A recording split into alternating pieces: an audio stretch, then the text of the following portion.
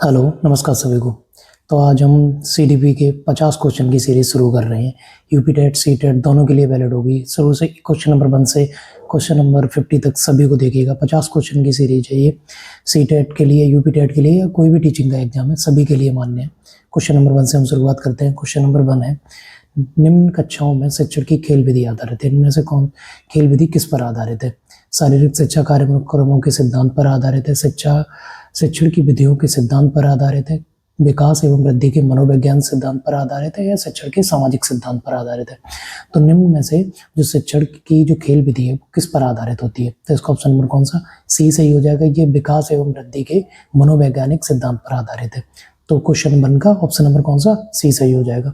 अगला क्वेश्चन देख लेते हैं। क्वेश्चन नंबर 2 है, एल्बर्ट बंडूरा निम्न में से किससे संबंधित है? बंडूरा जी ने कौन सी थ्योरी दी है? सामाजिक अधिगम का सिद्धांत दिया है, व्यवहारवादी सिद्धांत दिया है, संज्ञानात्मक विकास का सिद्धांत दिया है, फिर मनोलैंगिक विकास दिया है। तो बंडूरा जी की कौन सी थ्योरी थी? सामाजिक अधिगम का सिद्धांत बंडूरा जी ने दिया है। तो इसका ऑप्शन नंबर कौन सा ए सही हो जाएगा। अगला क्वेश्चन देख लेते हैं। क्वेश्चन नंबर 3 है, डिसलेक्सिया संबंधित है। डिसलेक्सिया किससे संबंधित है? मानसिक विकार है, गणितीय विकार है, या फिर पठन विकार है, या फिर व्यवहारिक विकार है? मैंने क्या किया है, जितनी भी लर्निंग डिसेबिलिटी है इसके लिए 10 मिनट या 15 मिनट की एक वीडियो बना रहा हूँ, जल्दी ही अपलोड कर दूंगा, आप सभी उसको देखिएगा। इसको देख लेते हैं। डिसलेक्सिया संबंधित है। डिसलेक्सिया किससे संबंधित है? मानसिक विकार है, गणितीय विकार है, पठन विकार है। तो डिसलेक्सिया क्या है? ये एक पठन विकार है, जिसमें क्या होता है, बच्चों को रीडिंग डिसेबिलिटी होती है, पढ़ने में दिक्कत होती है, यानी कि कहते हैं वर्तनी संबंधी अशुद्धियां इसमें बच्चा करता है। गणितीय विकार को क्या कहते हैं? डिसकैलकुलिया कहते हैं। और अगर लिखने का कोई विकार यहाँ पे पूछा होता है तो उसे डिस्ग्राफिया कहते हैं। ये लर्निंग डिसेबिलिटी के अंतर्गत आती है। तो इसका ऑप्शन में कौन सा सी सही हो जाएगा। अगला क्वेश्चन देख लेते हैं। क्वेश्चन नंबर 4 है, निम्न में से कौन सी शिक्षण मनोवैज्ञानिक की सर्वाधिक व्यक्तिनिष्ठ विधि है? इनमें से कौन सी है जो सर्वाधिक व्यक्तिनिष्ठ विधि है? अंतर्दर्शन विधि है, बहिर्दर्शन विधि है, अवलोकन है, या फिर प्रयोगीकरण है? तो इसमें से कहते हैं सबसे ज्यादा व्यक्तिनिष्ठ और सबसे ज्यादा पुरानी भी कौन सी है? तो वो है अंतर्दर्शन विधि है, जिसको आप इंट्रोस्पेक्शन मेथड कहते हैं। ये सबसे ज्यादा व्यक्तिनिष्ठ है, यानी कि पर्सनलाइज्ड है बहुत ज्यादा। तो इसका ऑप्शन नंबर कौन सा ए सही हो जाएगा। अगला क्वेश्चन देख लेते हैं। क्वेश्चन नंबर 5 है, विशेष रूप से जरूरतमंद बच्चों को शिक्षा का प्रबंध होना चाहिए। जो भी बच्चे विशेष रूप से जरूरतमंद हैं उनका शिक्षा का प्रबंध किस तरीके से होना चाहिए? दूसरे सामान्य बच्चों के साथ होना चाहिए, विशेष विद्यालयों में विशेष बच्चों के लिए विकसित विद्यार्थियों द्वारा होना चाहिए, विशेष विद्यालयों में होना चाहिए, विशेष विद्यालयों में विशेष शिक्षकों द्वारा होना चाहिए। तो इसका कौन सा ऑप्शन सही हो जाएगा?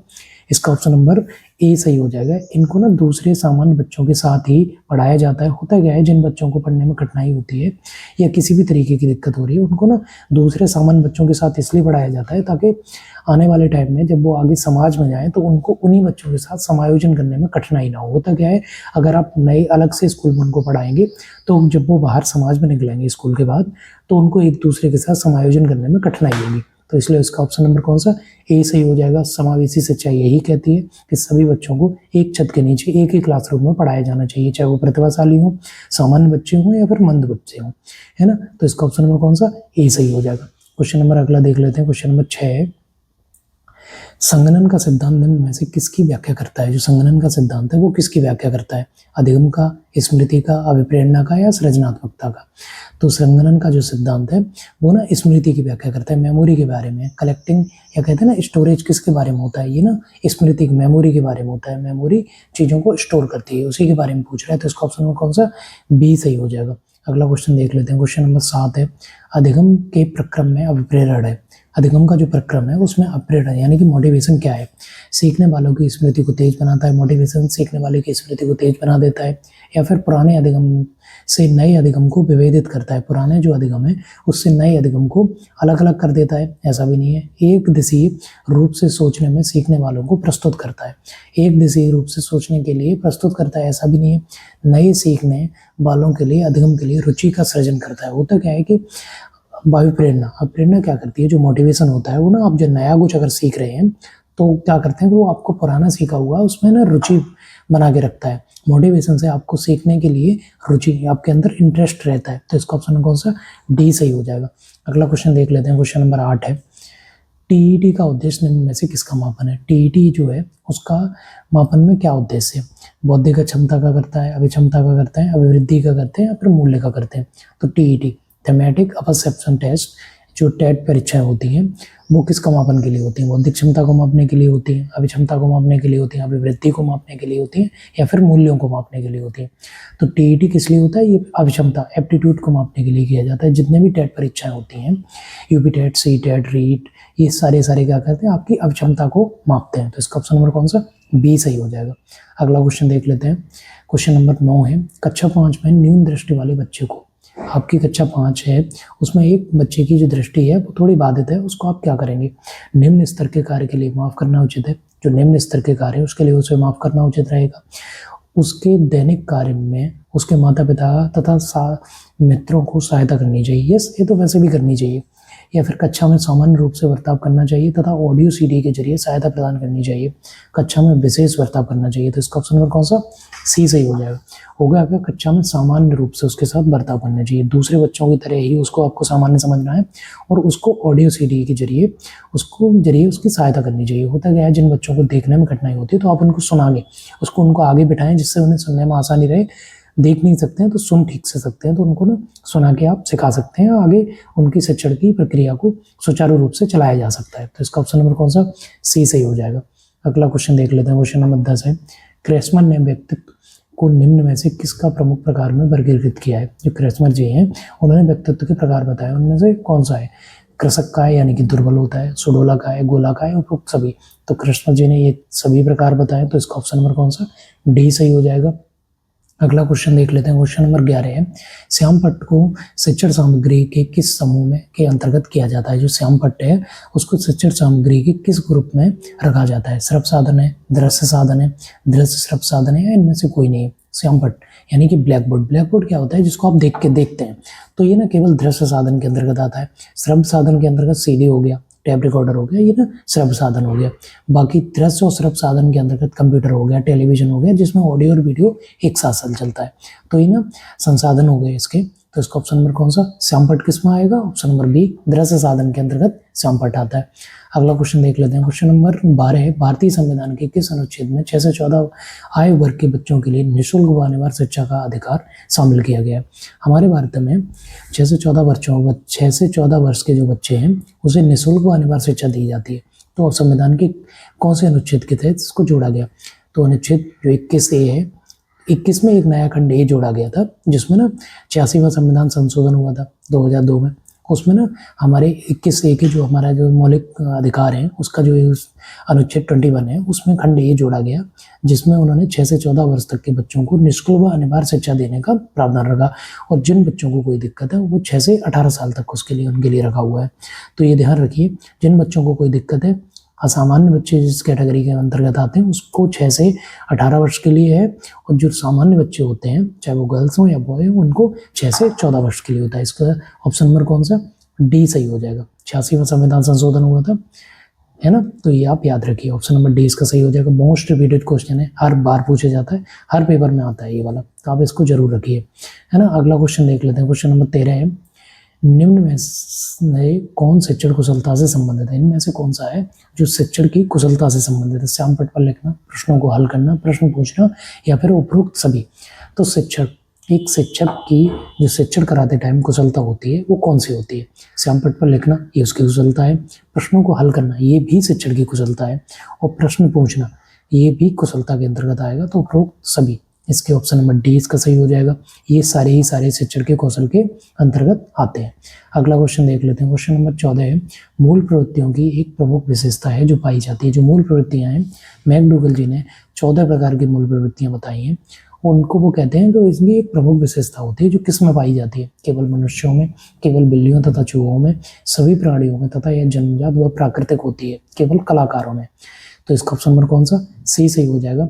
जो मूल प्रवृत्तियां होती हैं वो सभी प्राणियों में जन्मजात व प्राकृतिक होती हैं। तो इसका ऑप्शन नंबर कौन सा? सी सही हो जाएगा।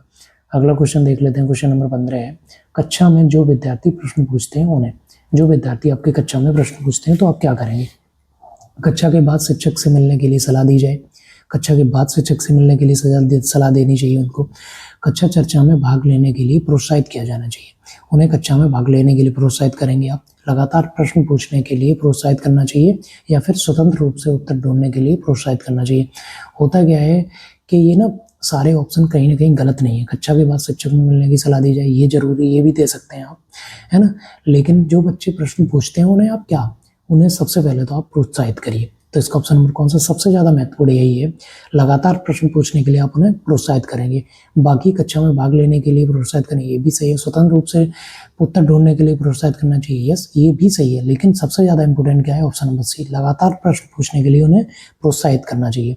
तो इसका ऑप्शन नंबर कौन सा, सी सही हो जाएगा। अगला क्वेश्चन देख लेते हैं। क्वेश्चन नंबर 16 है, सीखी गई बात को धारण करने और पुनः स्मरण करने में असफल होना क्या है। आपने कोई बात सीखी है, वो आप न तो धारण कर पा रहे हैं, और अगर पुनः उसको याद करने की कोशिश कर रहे हैं तो आप उसको नहीं याद कर पा रहे हैं। तो ये क्या है, विस्मरण है, स्मरण है, धारण है या फिर चिंतन है। विस्मरण है यानी कि भूलना, तो ये ना ऑप्शन नंबर ए इसका सही हो जाएगा। ये विस्मरण है, इसमें क्या होता है, आप भूल जाते हैं, है ना। तो इसका ऑप्शन नंबर कौन सा, ए सही हो गया। अगला क्वेश्चन देख लेते हैं। क्वेश्चन नंबर 17 है, शिक्षा की किंडरगार्टन पद्धति का प्रतिपादन किसने किया। शिक्षा की जो किंडरगार्टन पद्धति है इसका प्रतिपादन किसने किया, टी बी नन ने किया, स्पेंसर ने किया, फ्रॉवेल ने किया, मॉन्टेसरी ने किया, तो किसने किया।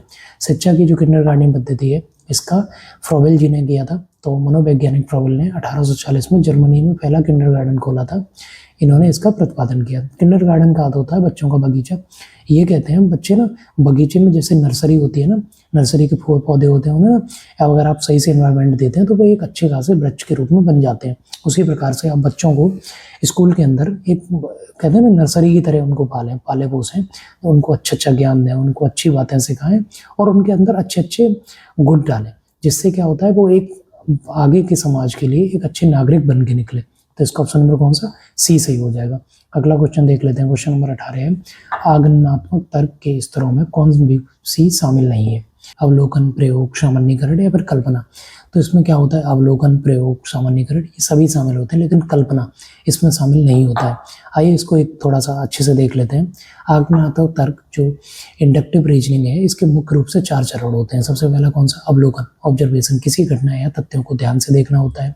दूसरा नंबर प्रयोग, एक्सपेरिमेंटल होता है, जिसमें विश्लेषण करना होता है, उन तथ्यों का परीक्षण आप करते हैं। फिर सामान्यीकरण, जनरलाइजेशन करते हैं, प्राप्त निष्कर्षों के आधार पर एक सामान्य नियम या सिद्धांत बनाते हैं। और ऑप्शन 4 सत्यापन, वेरिफिकेशन, जो आपने बनाया है उसका वेरीफाई करते हैं, उसको प्रमाणिक की जांच करते हैं आप उसकी। तो इसके 4 ही घटक हैं, इनको आप अच्छे से देख लीजिए, है ना। ये ना इंडक्टिव रीजनिंग के हैं। अब आप डिडक्टिव रीजनिंग के भी देख लीजिए। डिडक्टिव रीजनिंग का होती है, निगमनात्मक तर्क के मुख्य रूप से 3 प्रमुख स्तर चरण होते हैं। यह प्रक्रिया सामान्य नियमों से शुरू होकर एक विशिष्ट निष्कर्ष तक पहुंचती है। जनरल टू स्पेसिफिक होती है। जनरल क्या, नियम जनरल होते हैं और स्पेसिफिक एक विशिष्ट की तरफ जाते हैं, है ना। सामान्य नियम का सिद्धांत होता है, जनरल प्रिंसिपल, मेजर प्रेमाइज होते हैं। इसमें पहले से सत्यापित किसी सर्वमान्य सत्य, नियम या सिद्धांत को आधार माना जाता है। होता क्या है कि इसमें पहले नियम पहले दिया जाता है, उसको ही सत्य माना जाता है। उसके आधार पर सभी मनुष्य मरणशील है। उदाहरण के तौर पे क्या है कि सभी जो भी मनुष्य हैं वो एक ना एक दिन मरेंगे, है ना। अब विशिष्ट परिस्थिति या अवलोकन, स्पेसिफिक केस या माइनर प्रीमियम, इसके अंतर्गत किसी विशेष वस्तु या व्यक्ति का अवलोकन किया जाता है और उस सामान्य नियम से जोड़ा जाता है। उदाहरण, राम एक मनुष्य है, ये ना एक सामान्य की तरह उनको जोड़ा गया। और नंबर 3 है निष्कर्ष, फिर आप कंक्लूजन निकालते हैं। तो इसके ये 3 घटक होते हैं, ध्यान रखिए। इंडक्टिव के घटक रखिए याद, और डिडक्टिव के ये अलग अलग होते हैं। तो इनको उसमें 4 होते हैं, इसमें 3 होते हैं, इनको आप ध्यान रखिए। इसके साथ ही अगला क्वेश्चन देख लेते हैं। क्वेश्चन नंबर 19 है, एक अभिभावक आपसे विद्यालय में मिलने के लिए कभी भी नहीं आता है तो आप क्या करेंगे। बच्चे की उपेक्षा करेंगे, अभिभावक को लिखेंगे, आप स्वयं उससे मिलने जाएंगे, या फिर बच्चे को दंड देना शुरू कर देंगे। होगा क्या कि आपकी क्लास के अंदर ना अगर किसी बच्चे के अभिभावक हैं वो आपसे मिलने नहीं आते हैं तो आप क्या करेंगे, आप ना खुद उनसे मिलने के लिए चले जाएंगे। होता क्या है, कभी कभी अभिभावक होते हैं उनके पास टाइम नहीं होता है, हो सकता है किसी और काम में व्यस्त हो, आपकी जिम्मेदारी बनती है आप उनसे बात करिए। हो सकता है आप अगर उनसे मिलेंगे तो उसके नेक्स्ट टाइम से वो आना भी शुरू कर देते हैं। पीटीएम में उनको बुलाइए, नहीं आते हैं आप खुद उनसे मिलने जाइए, खुद इन्वाइट कीजिए उनको कि सर आप आइए, हम और आप बैठ के बात करेंगे, बच्चे के बारे में बात करनी है ना। तो इसका ऑप्शन नंबर कौन सा, सी सही हो जाएगा।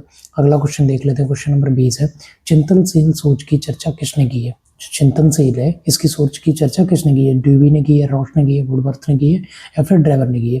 तो चिंतनशील सोच पे चर्चा किसने की है, ये जॉन डीवी जी ने करी है। तो इसका ऑप्शन नंबर कौन सा, ए सही हो जाएगा। अगला क्वेश्चन देख लेते हैं। क्वेश्चन नंबर 21 है, बचपन का सांप्रतिक दृष्टिकोण की मान्यता है। बचपन का सांप्रतिक दृष्टिकोण की मान्यता क्या है। बहुत तरीके से बच्चे प्राप्त वयस्कों के बराबर हो जाते हैं। बच्चों को युवा प्राप्त वयस्कों के रूप में सबसे अच्छा माना जाता है। बचपन आधारित रूप से प्रतीक्षा अवधि है। बचपन वृद्धि एवं परिवर्तन की एक अनूठी अवधि है। तो इसका ऑप्शन कौन सा, डी सही हो जाएगा। जो बचपन है ये वृद्धि और परिवर्तन की एक अनूठी अवधि होती है। बचपन में क्या होता है, आपके अंदर बहुत सारे परिवर्तन आ रहे होते हैं, ग्रोथ और डेवलपमेंट बहुत फास्ट ग्रो चल रहा होता है। तो इसका ऑप्शन नंबर कौन सा, डी हो जाएगा। ये बहुत ही ज़्यादा इंपॉर्टेंट स्टेज होती है, चाइल्डहुड होता है जो। तो इसका ऑप्शन नंबर कौन सा, डी सही हो जाएगा। अगला क्वेश्चन देख लेते हैं। क्वेश्चन नंबर 21 है, बुद्धि लब्धि की घटना का सही सूत्र क्या है। हर बार पेपर में पूछा जाता है, इससे रिलेटेड क्वेश्चन बना के पूछ लेते हैं और ये फॉर्मूला भी पूछा जाता है इससे। तो इसका ऑप्शन नंबर कौन सा, मानसिक आय बटे वास्तविक आय इंटू 100, वास्तविक आय मानसिक आय, वास्तविक आय बटे मानसिक आय इंटू 100। तो इसका ऑप्शन नंबर कौन सा वैसे सही हो जाएगा, ऑप्शन नंबर ए ही सही है, मानसिक आय बटे वास्तविक आय इंटू 100, ये इसका फॉर्मूला है। इससे रिलेटेड क्वेश्चन भी पूछ लेते हैं। ध्यान रखिए, क्वेश्चन हर बार पूछा जाता है, ऐसा नहीं है कि ये वाला क्वेश्चन नहीं आएगा। मोस्ट रिपीटेड क्वेश्चन है। जिन जिन क्वेश्चनों में मैं ये बोल रहा हूँ ना, उनको तो आप बिल्कुल भी मिस मत करना, ध्यान में जरूर रखना। इस फॉर्मूले को याद कर लो। अगर ये फॉर्मूला नहीं पूछेंगे तो इससे रिलेटेड क्वेश्चन पूछ लेंगे, जो आपको उस क्वेश्चन को निकालने के लिए इस फॉर्मूले की जरूरत पड़ती है। तो ऑप्शन नंबर कौन सा, ए सही हो जाएगा।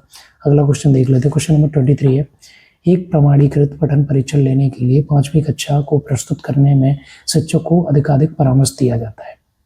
बच्चों को बोलना की परीक्षा बहुत महत्वपूर्ण है तथा वह उसमें अच्छा प्रदर्शन करें। आप ना चाहते हैं कि आप अपनी कक्षा में एक प्रमाणीकृत, यानी कि कक्षा 5वीं है आपकी, 5वीं कक्षा में एक आप टेस्ट लेना चाहते हैं, तो आप क्या करेंगे। आप चाहते हैं कि सभी बच्चों अच्छे से अच्छे उसमें प्रदर्शन करें, तो आप क्या करेंगे, बच्चों को बोलेंगे कि यह परीक्षण बहुत महत्वपूर्ण है, इसमें अच्छा प्रदर्शन करें, आप ये बोल देंगे। पूर्ववर्ती परीक्षा में प्रधान प्रश्नों को चिन्हित करना एवं छात्रों को उत्तर देने के लिए अनुमति देना। होगा क्या कि जो पहले से आपने परीक्षा ली हुई है उनके जो मेन क्वेश्चन थे उनको बोलिए कि आप इनको देखिए दोबारा से, और हम इन्हीं से रिलेटेड क्वेश्चन पूछने वाले हैं। ये भी सही नहीं है। निम्न कोटि के पाठकों को प्रशिक्षण देना ताकि कक्षा में शेष बच्चे भी किसी भी तरीके से अच्छा कर सकें, ऐसा भी नहीं है। निम्न कोटि के पाठकों, जिन बच्चों को, जो बच्चे थोड़ा कम सीखते हैं उनको आप अच्छे से प्रशिक्षण देंगे, जिससे सभी बच्चे बराबर सीखें, या फिर पाठ्य योजना का निर्माण इस रूप से करेंगे जिससे कि नॉर्मल से नॉर्मल रखेंगे जो सभी के लिए हो। ऐसा भी नहीं कर सकते। परीक्षण में आने वाले प्रश्नों, जो भी आपके परीक्षण में प्रश्न आने वाले हैं उनके बारे में आप उन अभ्यास कराएंगे या उन टॉपिकों को पहले से बच्चों को सिखाएंगे। तो ऑप्शन नंबर डी ही सही है। आप ना जो परीक्षा में प्रश्न पूछने वाले हैं, पूरी परीक्षा में प्रश्न आने वाले हैं आपको, उनको ना बच्चों को उसका अभ्यास कराइए, उन क्वेश्चनों के बारे में पहले से बताइए, उस चैप्टर के बारे में बताइए कि हम इससे रिलेटेड आपसे क्वेश्चन पूछने वाले हैं, जिससे क्या होगा कि वो बच्चे ना उसमें अच्छा सा प्रदर्शन करेंगे। तो ऑप्शन नंबर डी इसका सही हो जाएगा। क्वेश्चन नंबर 23 का ऑप्शन नंबर कौन सा, डी सही होगा। अगला क्वेश्चन देख लेते हैं। क्वेश्चन नंबर 24 है, शारीरिक विकास को प्रभावित करने वाला कारक कौन सा है। वंशानुक्रम, वातावरण, खेल तथा व्यायाम, या उपरोक्त सभी। जो आपका शारीरिक विकास है इसको सबसे ज्यादा क्या प्रभावित करता है। वंशानुक्रम से भी आपका शारीरिक विकास प्रभावित होता क्या है, माता पिता से आपको जो गुण मिले होते हैं, जो हेरिडिटी आपको देती है, वो आपके क्या करता है, शारीरिक विकास को प्रभावित करता है ना। वातावरण, आपको एनवायरनमेंट किस तरीके का मिल रहा है, ये आपके शारीरिक विकास को बहुत अधिक प्रभावित करता है।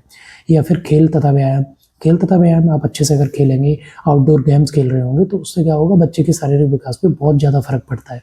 तो उपरोक्त सभी, यही सभी कारण या कारक है आपके शारीरिक विकास को प्रभावित करने के। तो ऑप्शन डी इसका सही हो जाएगा। अगला क्वेश्चन देख लेते हैं। क्वेश्चन नंबर कौन सा है, क्वेश्चन नंबर 25 है, जो असंगठित घर से आने वाला बच्चा सबसे अधिक कठिनाई का अनुभव किस चीज़ में करता है। सुनिर्मित पाठों में, स्वतंत्र अध्ययन करने में, नियोजित निर्देशन में, या अभ्यास पुस्तिका में। जो असंगठित घर से आने वाले बच्चे होते हैं, होता क्या है ना, ये बच्चे ना, इनका ना फर्क अपने माता पिता से बहुत ज़्यादा होता है। क्या बच्चा अपने माता पिता से ही सब कुछ सीख रहा होता है, और वो अच्छे परिवार से अगर नहीं आ रहा है, अगर उसको पेरेंट्स ने अगर अच्छी शिक्षा नहीं दी है, अच्छे गुण नहीं दिए हैं, उनको कभी पता ही नहीं है एक जगह बैठ के पढ़ना क्या होता है, या अच्छे गुणों का आचरण किस तरीके से रखा जाता है, उनको पता ही नहीं है, तो क्या होगा, वो ना स्वतंत्र रूप से अध्ययन नहीं कर पाते। उन्हें ना बहुत जल्दी उनका ध्यान विचलन हो जाता है, उन्हें पता ही नहीं किस तरीके से पढ़ना है। तो आप उनको ना इस चीज़ के लिए तैयार रखिए, उनके साथ इस तरीके से उन पर नज़र रखिए, उनको बताते रहिए टाइम टू टाइम, जिससे वो अच्छे से अपना प्रदर्शन कर सकें, और धीरे धीरे वो करने लगते हैं। उसके बाद आप उनको फ्रीली करवा सकते हैं। तो क्या होता है इनका, क्योंकि समाज का बहुत बड़ा फर्क पड़ता है, समाज या परिवार का बच्चों को फर्क पड़ता है। वो पहले से ही ऐसे घर परिवार से आए हुए हैं जहाँ वो पहले से ही कोई नियम कानून है नहीं, सब एक दूसरे से लड़ाइयाँ लड़ रहे हैं, या कुछ भी, जो भी आप समझ सकते हैं, है ना। तो उनको स्वतंत्र अध्ययन करने में कठिनाई होती है। तो इसका ऑप्शन नंबर कौन सा, बी सही हो जाएगा।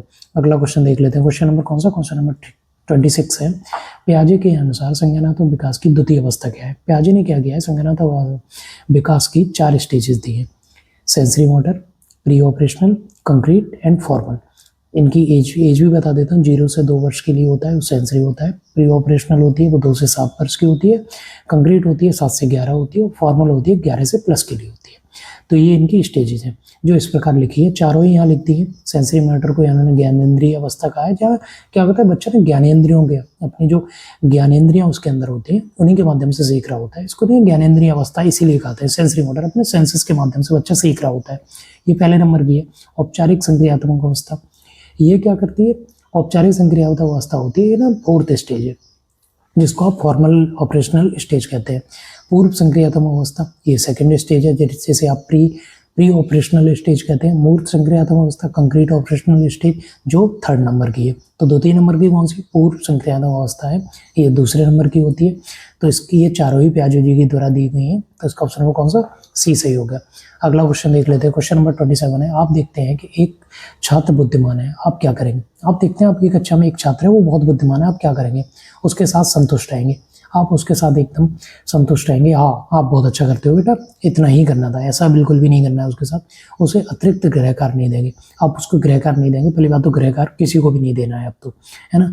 वह जैसे अधिक प्रगति कर सके उसे उस तरह से उसे अनुप्रेरित करेंगे, या फिर उसके अभिभावकों को सूचित करेंगे कि वह बहुत बुद्धिमान है। अभिभावकों को पता होता है कि उनका बच्चा कैसा है, आपके बताने से कोई फर्क नहीं पड़ने वाला है।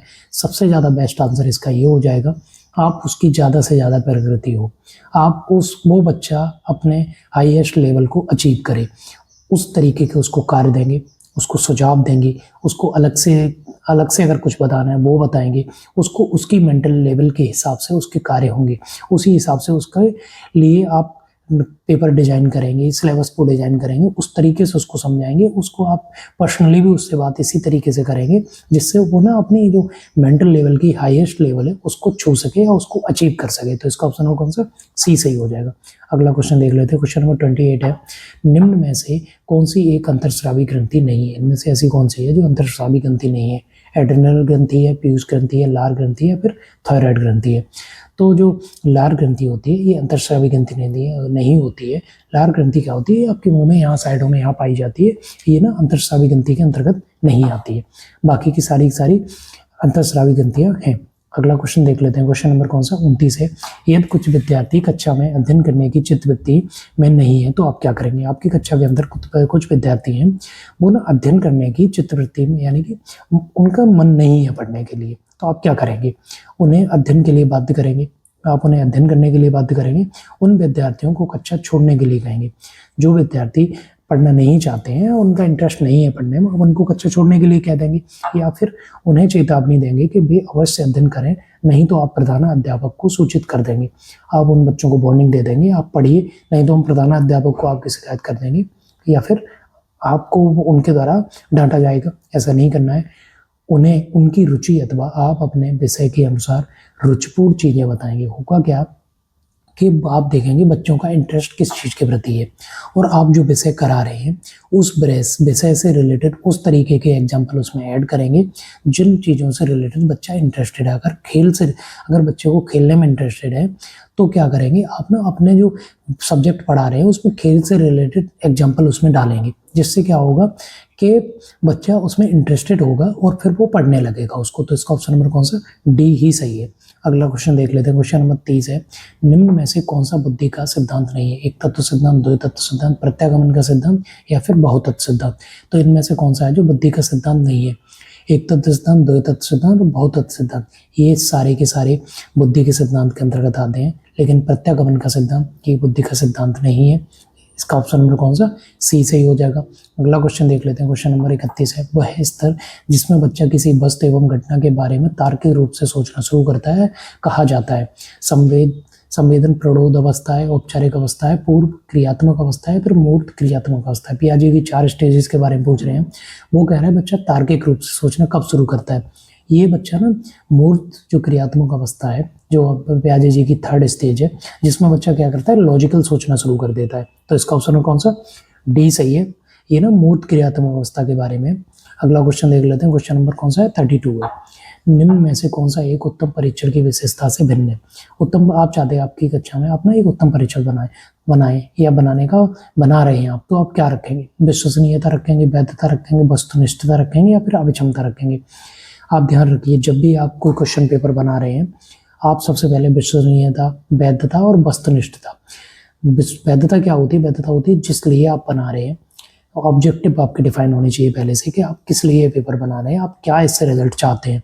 तो जैसे कि मोबाइल फ़ोन है, मोबाइल फ़ोन बात करने के लिए बनाया गया है, तो आप उसकी वैधता क्या है कि वो बात कर पा रहा है या नहीं कर पा रहा है, ये उसकी वैधता है। वस्तुनिष्ठता क्या होती है कि प्रत्येक बच्चे के लिए वो समान तरीके से रहे। जिससे क्या है कि एक मोबाइल फ़ोन अगर मैंने लिया है सेम ब्रांड का, दूसरे ने लिया है, तो सभी के लिए वो रिलायबल है, ये उस तरीके से है। विश्वसनीयता ये होती है कि ना, अगर एक बार जो रिजल्ट आ रहा है, बार बार सेम ही रिजल्ट आ रहा है, वो विश्वसनीयता है। अभिक्षमता इसके अंतर्गत नहीं आता है। तो जो उत्तम परीक्षण की विशेषताएं बाकी की तीन है, विश्वसनीयता है, वैधता है, वस्तुनिष्ठता है, लेकिन अभिक्षमता इसके अंतर्गत नहीं आएगा। अभिक्षमता एप्टीट्यूड होता है, ये इसके अंतर्गत नहीं आएगा। तो इसका ऑप्शन नंबर कौन सा? डी सही हो जाएगा, क्योंकि यही गलत है, इसमें पूछा ही गलत है। अगला क्वेश्चन देख लेते हैं। क्वेश्चन नंबर कौन सा है? क्वेश्चन नंबर 33 है। बच्चे के जो बच्चा है उसके बौद्धिक विकास के 4 सुस्पष्ट स्तरों को पहचाना गया है। बच्चा का जो बच्चे के बौद्धिक विकास के 4 सुस्पष्ट स्तरों को पहचाना गया है, कोलबर्ग द्वारा, एरिक्सन द्वारा, स्किनर द्वारा या फिर पियाजे द्वारा। अभी मैंने बताया आपको थोड़ी देर पहले, पियाजे ने बच्चे की 4 स्टेजेस दी हैं, है ना। तो SPCF जिसको बोलते हैं, ये ना पियाजे जी के बारे में। तो इसका ऑप्शन में कौन सा? डी सही हो जाएगा। अगला क्वेश्चन देख लेते हैं। क्वेश्चन नंबर 34 है। पिछड़े बच्चों के लिए शैक्षिक लब्धि की अवधारणा किसने दी? जो पिछड़े बच्चे हैं, इनके लिए शैक्षिक लब्धि की अवधारणा किसने दी? गार्डनर ने दी, सोरेन ने दी, या फिर बर्टन हॉल ने दी, या फिर सिरिल बर्ट ने दी। तो पिछड़े बच्चों के लिए जो शैक्षिक लब्धि यानी IQ का कॉन्सेप्ट कितने दिया? ये सिरिल बर्ट जी ने दिया।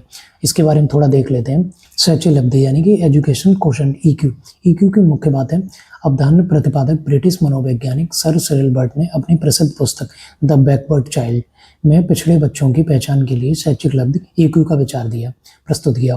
इसका मुख्य उद्देश्य यह पता लगाना था कि कोई बच्चा अपनी उम्र के सामान्य बच्चों की तुलना में पढ़ाई या एकेडमिक अचीवमेंट में कितना पीछे या आगे है। वो क्या कहते हैं कि मुझे बस इसमें ये देखना था कि कोई भी बच्चा अपने एकेडमिक में अपनी क्लास से आगे है या क्लास में अपनी जिसमें पढ़ रहा है उससे पीछे का है ना। ये उनका EQ का कॉन्सेप्ट, इनकी एक किताब भी है द बैकवर्ड चाइल्ड, ये ध्यान रखिए, फैक्चुअल क्वेश्चन बनते हैं इससे, है ना। शैक्षिक लब्धि EQ का सूत्र भी है एजुकेशनल एज बटे क्रॉनिकल एज इंटू 100। शैक्षिक आयु, इसका मतलब वो है कि बच्चा किसी कक्षा या स्तर की पढ़ाई के स्तर की समस्याओं को हल कर पाता है कि नहीं। जैसे यह 10 साल का बच्चा केवल 8 साल के बच्चे के स्तर की पढ़ाई कर पाता है, तो उसकी शैक्षिक आयु 8 वर्ष मानी जाएगी। वास्तविक आयु CA, यह है बच्चे की जन्म तिथि के अनुसार उसकी असली यानी कि शारीरिक उम्र होती है ना। तो इसके बारे में इन्होंने ये बताया। पिछड़े बच्चों के बारे में बैकवर्ड चाइल्ड की परिभाषा इन्होंने क्या दी है? सिरिल बर्ट के अनुसार पिछड़े बच्चों की मुख्य विशेषता निम्नलिखित है। EQ की सीमा, जिन बच्चों की शैक्षिक लब्धि EQ 85 या उससे कम होती है, उन्हें तकनीकी रूप से पिछड़ा बच्चा या शिक्षा के क्षेत्र में मंद, एजुकेशनली बैकवर्ड माना जाता है। नंबर 2, कक्षा का स्तर। बर्ट के शब्दों में पिछड़ा बच्चा वह है जो अपनी स्कूली जीवन के मध्य लगभग 10 से 11 वर्ष की आयु में अपनी आयु के लिए सामान्य से एक निचली कक्षा का कार्य भी करने में असमर्थ है। बर्ट जी कहते हैं कि 10 से 11 वर्ष की बच्चे का बच्चा अगर अपनी जो सामान्य उसकी क्लास है उससे अगर निचली क्लास का भी अगर वो नहीं कर पा रहा है, तो वो क्या है? मंद बुद्धि है। बुद्धि लब्धि EQ की शैक्षिक लब्धि बुद्धि लब्धि IQ और शैक्षणिक लब्धि EQ में अंतर। कई बार बच्चा दिमाग से तेज सामान्य IQ हो सकता है, लेकिन पारिवारिक वातावरण, बीमारी या अन्य कारणों से पढ़ाई में पिछड़ा जाता है। कम EQ। वर्ट ने इसी अंतर को समझने के लिए EQ पर जोर दिया। वो कहते हैं IQ क्या होता है, किसी बच्चे का ज़्यादा होता है, लेकिन परिवार के माहौल या समाज जिस तरीके का उसे मिलता है, जिसकी वजह से उसका ना एजुकेशनल क्वोशेंट इसका डाउन हो जाता है, उसको उस तरीके का पढ़ाई का स्तर नहीं मिल पाता है। तो ये ना सिरिल बर्ट की डेफिनेशन है। अगला क्वेश्चन देख लेते हैं। क्वेश्चन नंबर 35 है। अल्पवयस्क बच्चों के अधिगम में अभिभावक की क्या भूमिका होनी चाहिए? निषेधात्मक होनी चाहिए, अग्रसक्रिय होनी चाहिए, संवेदात्मक होनी चाहिए या फिर उदासीन होनी चाहिए? जो अल्पवयस्क बच्चे हैं उसके बारे में उनके पेरेंट्स की क्या भूमिका होनी चाहिए? इस टाइम में क्या होता है कि बच्चे क्या होते हैं कि इनको ना थोड़ा सा कठिनाई होती है पढ़ने को लेके, समझने को लेके चीज़ों को, तो इनको कठिनाई होती है। ये ना अल्पवयस्क की ओर होते हैं। तो इसमें ना जो अभिभावक होते हैं ना अग्र सक्रिय रहना चाहिए, उन्हें ना इनिशिएट करना चाहिए, पहले से बच्चों का ध्यान रखना चाहिए, कुछ चीज़ें बच्चों को पहले से खुद से बता देनी चाहिए, है ना। तो इसका ऑप्शन नंबर कौन सा, बी सही हो जाएगा। अगला क्वेश्चन देख लेते हैं। क्वेश्चन नंबर 36 है, वह विज्ञान जो संख्यात्मक प्रदत्त को एकत्र करने में, विभाजित करने, प्रस्तुत करने, तुलना करने और व्याख्यान करने की अवधि विधि से संबंधित है, कहलाता है सांख्यिकी, गणित है, ज्योमेट्री है, फिर संभावना है। ये सांख्यिकी के बारे में बहुत रिपीटेड क्वेश्चन है, पीवाईक्यू में भी पूछा गया है, एमसीक्यू में इसीलिए इसको डाला गया है। तो इसकी क्या है, सांख्यिकी के बारे में ये वाली डेफिनेशन है ना। अगला क्वेश्चन देख लेते हैं। क्वेश्चन नंबर 37 है, बच्चों के संज्ञानात्मक विकास को सबसे अच्छे तरीके से कहाँ परिभाषित किया जाता है। एक बच्चा है, उसका संज्ञानात्मक विकास सबसे अच्छे से आप कहाँ परिभाषित कर सकते हैं, खेल के मैदान में, विद्यालय एवं कक्षा में, ऑडिटोरियम में या फिर गृह में। तो बच्चे का संज्ञानात्मक विकास सबसे ज़्यादा कहाँ पर आप परिभाषित करा जा सकता है, विद्यालय एवं कक्षा कक्ष में। तो इसका ऑप्शन नंबर कौन सा, बी सही हो जाएगा। अगला क्वेश्चन देख लेते हैं। क्वेश्चन नंबर 38 निम्न में से कौन सा विस्मृति का कारण नहीं है। विस्मृति यानी कि भूलने का कारण नहीं है। सीखने में कमी, स्मरण करने की इच्छा, मानसिक द्वंद्व, सीखने की दोषपूर्ण विधियां। सीखने में कमी, अगर कोई चीज़ आपने ठीक से नहीं सीखी है तो आप उसको भूल जाएंगे, तो ये विस्मृति का कारण है। स्मरण करने की इच्छा, अगर किसी चीज़ को आपको याद रखने की इच्छा है तो आप उसको नहीं भूलेंगे, ये इसका कारण नहीं है, यही सही है। आगे की कुछ आंसर भी देख लेते हैं। मानसिक द्वंद्व, अगर आपके अंदर मानसिक द्वंद्व चल रहा है, उस टाइम पे अगर कोई चीज़ आप अगर सीख रहे हैं तो वो आपको याद नहीं रहेगी, आप उसको धारण ही नहीं कर पाएंगे, है ना। तो ये भी नहीं है। सीखने की दोषपूर्ण विधियां, अगर आपने किसी गलत तरीके से किसी चीज़ को सीखा हुआ है तब भी वो आपको याद नहीं रह जाएगा, एक समय के बाद आप उसको भूल सकते हैं, है ना। तो ये सारे के सारे विस्मृति के कारण है, भूलने के कारण है। लेकिन स्मरण करने की इच्छा, अगर आप किसी चीज़ को याद करने की इच्छा है आपकी, याद रखना चाहते हैं तो आप इसको नहीं भूलेंगे, ये ना विस्मृति का कारण नहीं है, जबकि ये क्या है, ये स्मरण करने का कारण है। इससे चीज़ें आपको याद रह जाती हैं। तो इसका ऑप्शन नंबर कौन सा, बी सही हो जाएगा। अगला क्वेश्चन देख लेते हैं। क्वेश्चन नंबर 39 है, डॉट डॉट डॉट को अनुप्रेरित शिक्षण के एक संकेत के रूप में विचलित किया जाता है। कक्षा में अधिकतम उपस्थिति, शिक्षक द्वारा दिया गया उपचारात्मक कार्य, विद्यार्थियों द्वारा प्रश्न पूछना है, फिर कक्षा में पूर्ण निरस्ता। वो पूछते हैं अनुप्रेरित शिक्षण, कहते हैं एक बच्चा सीखने के लिए इंटरेस्टेड है, आप कैसे जानेंगे। तो इसके कक्षा में अधिकतम उपस्थिति, अगर उसकी कक्षा में बहुत ज़्यादा उपस्थिति होती है, क्या ये कारण हो सकता है, या फिर शिक्षक द्वारा दिया गया उपचारात्मक कार्य हो सकता है, या फिर विद्यार्थियों द्वारा प्रश्न पूछना, या फिर कक्षा में पूर्ण निरस्ता। निरस्ता तो यहाँ हो ही नहीं सकती। विद्यार्थियों द्वारा पूर्ण प्रश्न पूछना, अगर विद्यार्थी आपकी कक्षा में प्रश्न पूछ रहा है तो ना वो आप सीखने के लिए वो इंटरेस्टेड है, ये आप जान सकते हैं। अनुप्रेरित शिक्षण का ये एक संकेत है। संकेत का मतलब ये एक साइन है इस चीज़ का कि बच्चा सीखने के लिए तैयार है या सीखना चाहता है। तो इसका ऑप्शन नंबर कौन सा, सी सही हो जाएगा। अगला क्वेश्चन देख लेते हैं। क्वेश्चन नंबर 40 है, रोसार्स इंक ब्लॉक टेस्ट का प्रयोग निम्न में से किसके मापन हेतु किया जाता है। व्यक्तित्व का, बुद्धि का, अभिरुचि का, या फिर अभिक्षमता का। तो रोसार्स का इंक ब्लॉक टेस्ट है, ये किसको मापने में उपयोग होता है इसका, ये ना व्यक्तित्व मापने का परीक्षण है ना। तो इसका ऑप्शन नंबर कौन सा, ए सही हो जाएगा। इसके बारे में थोड़ा है वो देख लेते हैं एक बार। रोसार्स इंक ब्लॉक टेस्ट है, इसके बारे में क्या है, इसके प्रतिपादक परीक्षण का निर्माण किया, है ना, स्विट्जरलैंड के प्रसिद्ध मनोचिकित्सक हरमन रोसास ने वर्ष 1921 में किया था। परीक्षण का प्रकार यह व्यक्तित्व मापन की एक प्रमुख प्रक्षेपी विधि है, प्रोजेक्टिव टेक्निक है। इस विधि में व्यक्ति के अचेतन मन की बातों, इच्छाओं और छिपे हुए व्यक्तित्व के लक्षणों का पता लगाया जाता है। ये इसकी डेफिनेशन है, इस बार इसको देख लेना एक बार। इसमें क्या होता है, टोटल 10 कार्ड दिए होते हैं। 5 कार्ड पूरी तरीके से काले और सफ़ेद, 2 कार्ड काले, सफ़ेद और लाल, ब्लैक एंड वाइट होते हैं, यानी कि 3 कार्ड बहुरंगी या रंग बिखरे होते हैं। तो इस तरीके से ये एक बार इसको देख लेना। क्या होता है, रोसास इंक ब्लॉक टेस्ट है, हर परीक्षा में ये पेपर क्वेश्चन आता ही आता है। तो इसको एक बार आप देख लेंगे, छोटा सा ही है, पढ़ लेना एक बार में याद हो जाएगा आपको ये। अगला क्वेश्चन देख लेते हैं। क्वेश्चन नंबर 41 है, कक्षा में विद्यार्थियों की रुचि बनाए रखने के लिए एक शिक्षक को उचित है। आप चाहते हैं आपकी कक्षा में विद्यार्थियों की रुचि बनी रहे, तो आप क्या करेंगे। श्यामपट्ट का प्रयोग करना चाहिए, चर्चा करना चाहिए, कहानी कहना चाहिए, या फिर प्रश्न पूछना चाहिए। होगा क्या, आप चाहते हैं आपकी कक्षा में विद्यार्थियों की रुचि बनी रहे तो आप सबसे ज़्यादा क्या करेंगे, आप ना प्रश्न पूछेंगे विद्यार्थियों से ज़्यादा। अगर आप प्रश्न पूछ रहे हैं तो आपकी क्लास में ना बच्चों की रुचि बनी रहेगी। तो आपको क्या करना है, सबसे ज़्यादा बच्चों से ना प्रश्न पूछने हैं। तो इसका ऑप्शन कौन सा, डी सही हो जाएगा। चर्चा करनी चाहिए, श्यामपट्ट का प्रयोग करना चाहिए, ये भी सही है, कहानी भी कहनी चाहिए, लेकिन सबसे ज़्यादा अगर आप चाहते हैं रुचि बनी रहे और क्या कहते हैं बच्चों का ध्यान इधर उधर होता है तो आप कोई प्रश्न पूछ लीजिए उनसे। अगर आप उनसे कोई प्रश्न पूछते हैं तो एकदम से उनका अटेंशन तो आपकी तरफ हो जाता है और फिर आप अपने हिसाब से उनको मॉडिफाई करा सकते हैं, है ना, या उनके आगे आगे उनको बता सकते हैं कि कैसे कैसे सीखना है। प्रश्न पूछना इसमें सबसे ज़्यादा इंपॉर्टेंट हो जाता है। अगला क्वेश्चन देख लेते हैं। क्वेश्चन नंबर 42 है, कौन सा बुद्धि लब्धि स्तर मंद बुद्धि वाले बच्चों का प्रशिक्षण अयोग्य बुद्धि लब्धि का स्तर है? PYQ का भी क्वेश्चन है ये वाला। 70 से 80, 50 से 70, 36 से 49 और 35 से निम्न वो बच्चे जिनको शिक्षा दी जा सकती है उनका लेवल क्या हो सकता है? तो 36 से 49 इसके बीच में जिन बच्चों का IQ का लेवल होता है उनको प्रशिक्षण दिया जा सकता है। तो इसका ऑप्शन नंबर कौन सा? सी सही हो जाएगा। अगला क्वेश्चन देख लेते हैं। क्वेश्चन नंबर 43 है, विद्यार्थियों को विद्यालय में खेलना क्यों उचित है? एक विद्यार्थी का विद्यालय में खेलना क्यों उचित होता है? यह उन्हें शारीरिक रूप से सशक्त बनाता है, यह शिक्षकों के लिए काम आसान कर देता है, यह समय बिताने का सहायक होगा, यह सहयोग और संतुलन का विकास करेगा। होता क्या है, खेलना सिर्फ ना शारीरिक विकास के लिए जरूरी नहीं होता, ये ना बच्चे के मानसिक विकास और समायोजन के जो सामाजिक विकास होता है उसमें भी इसकी मुख्य भूमिका होती है। होता क्या है, खेल के माध्यम से आप ना डिसीजन मेकिंग आपकी अच्छी होती है। होता क्या है कि आप ना है ना कैप्टनसी आपके अंदर आती है, आप ना कहते हैं एक अच्छे नागरिक बनते हैं, दूसरों के प्रति सहयोग की भावना आपके अंतर्गत आती है, आप दूसरों के प्रति किस तरीके से बिहेव करते हैं, आप दूसरों को सिंपैथाइज कर पा रहे हैं दूसरे के विचारों को, ये भी उससे डेवलप होता है ना। ये समाज में क्या होता है, खेल ना आप खेलते हैं उस टाइम पे आप बाकी की सारी चीज़ें भूल जाते हैं, आपका ध्यान सिर्फ खेल में होता है।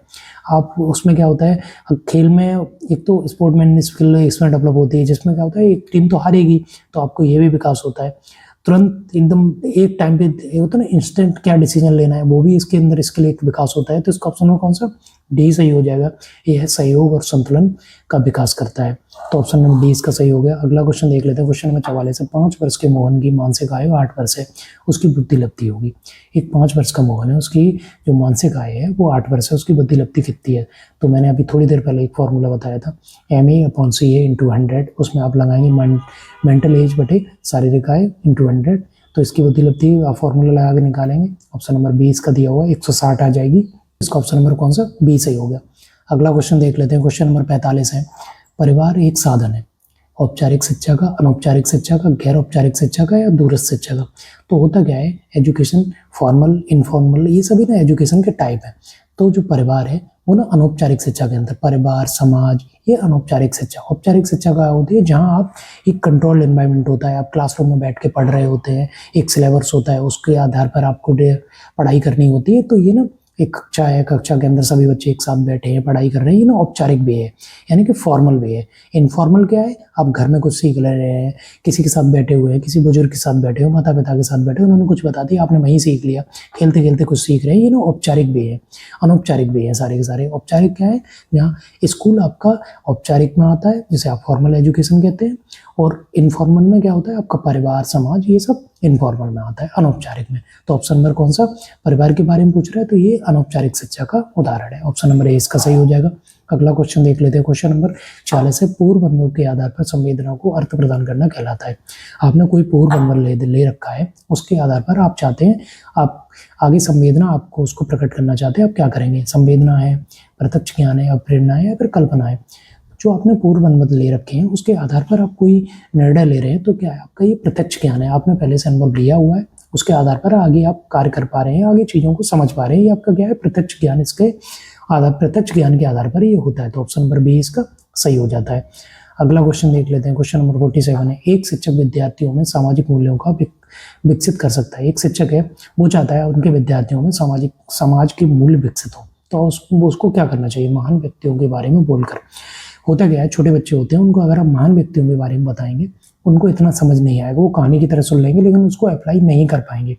अनुशासन की अनुभूति को विकसित करके, अनुशासन की अनुभूति विकसित करना इतना आसान नहीं होता है क्योंकि आप रिजिड हो नहीं सकते बच्चों के साथ में, धीरे धीरे होता है ये ना, एक ऐसा नहीं है एक दिन में अनुशासित कर देंगे आप बच्चों को, टाइम लगता है, ये इसके लिए सही नहीं है।